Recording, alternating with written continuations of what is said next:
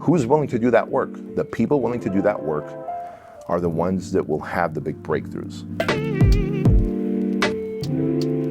Tell me your addiction, and I'll ask you to show me your trauma. In other words, when someone is addicted to alcohol, it's not the addiction to alcohol or drugs or food or gambling or pornography that they have. It's not that. That's not the addiction. The addiction is a means to avoid and ignore some traumatic experience that happened. Yeah. And so what's the best way to do that? To alter our state.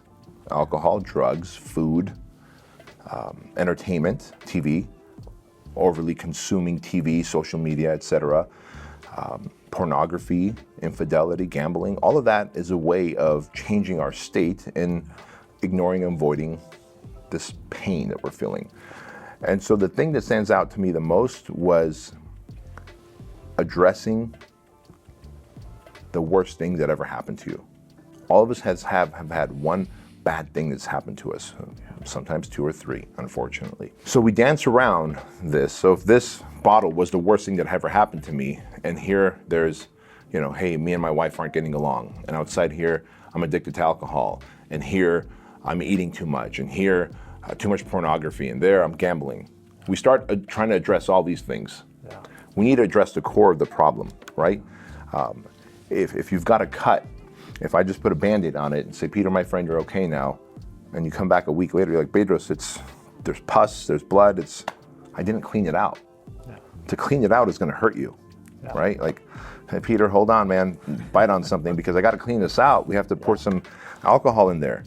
But you gotta clean out the trauma. And so when Kevin, my therapist, asked me to write a letter to the 6-year-old version of myself, and he gave me the first sentence of that letter. Bedros, between the ages of 4 and 6, you were molested by 2 older boys. But today you are ... All of a sudden, because remember, I went to Kevin, I guess we need to tell your audience this, that I went to Kevin because I was dealing with panic attacks. Yeah. So I went there saying, hey, help me fix my stress. Yeah. Stress is another way in panic attacks.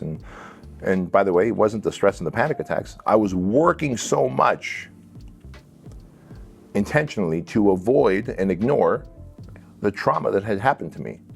Because when I'm in peace, when I have quiet time, when my mind is calm, it comes to the surface. And I don't want to think about what happened to me. So create a new company, go on stage and speak, do another podcast, create another product. Well, all of that stressed me out and overwhelmed me, and I had anxiety attacks.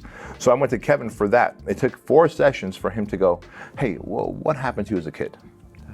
And I literally started crying. And I wanted to tell him, well, I'm not here to talk about what happened to me as a kid. Help me deal with my stress, my anxiety, my panic attacks. But I knew that was the door that I needed to walk through.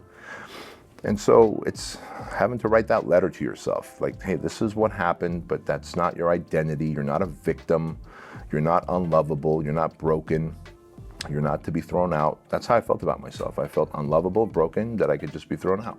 Yeah. And so if you walk through life with feeling that way, how can you love someone? How can you support someone? How can you feel like you deserve success? Which is why I constantly self-sabotaged myself. Interestingly enough, the last 10 years, magically that's gone. Because I did the hardest work, which was to take 4 weeks to write 1 letter to myself. I remember starting it on my iPhone. I didn't like doing it that way. Then I went to my laptop. I didn't like that. Then I started writing with a pencil on paper. I didn't like that. So I switched to a pen. I didn't like that. Went back to my iPhone. Writing to myself about specifically what happened, what they did, the feelings I felt, the feelings of shame, rage, confusion, shame. I was so embarrassed that happened to me. Nobody could know. I can't tell Peter. I can't tell Ed. I can't tell anybody. What will my friends think? Right? So that's a shame. Confusion. Did I do something to make those 2 older boys do this to me? Was I secretly gay? Right? So you grew up as a young man, in the back of your head, the voice in the back of your head is kind of asking you that. And so what do? I have to distract myself and get into trouble. And as I grow up, start businesses to not hear that voice. And then the rage, like, how could this happen to me? How come no one protected me as a little puppy, right? And so to be able to write that letter to myself and then sit there after a month of writing that letter, because it took a long time, Well, it took 28 days of avoiding the letter. And then the last 2 days I wrote it because I told myself I have 30 days to write it. Otherwise, I wasn't allowed to experience Thanksgiving. Thanksgiving was coming up. So we were getting close to Thanksgiving, so I finally was able to write it. But an 11-page letter to myself that then Kevin was able to break down piece by piece and literally deflate the shame, the rage, the confusion, the self-hate. That's a lot of work, man. And I would walk out of his office feeling like I'm walking through molasses. Like, people ask me, like, how do you feel when you feel like your soul's been ripped out?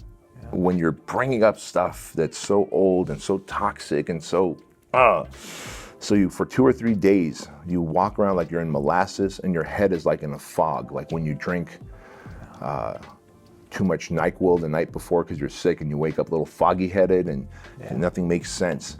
Like, who's willing to do that work? The people willing to do that work are the ones that will have the big breakthroughs. But it's easy to just read a book. So I know I said, hey, read these books, and I named off a few.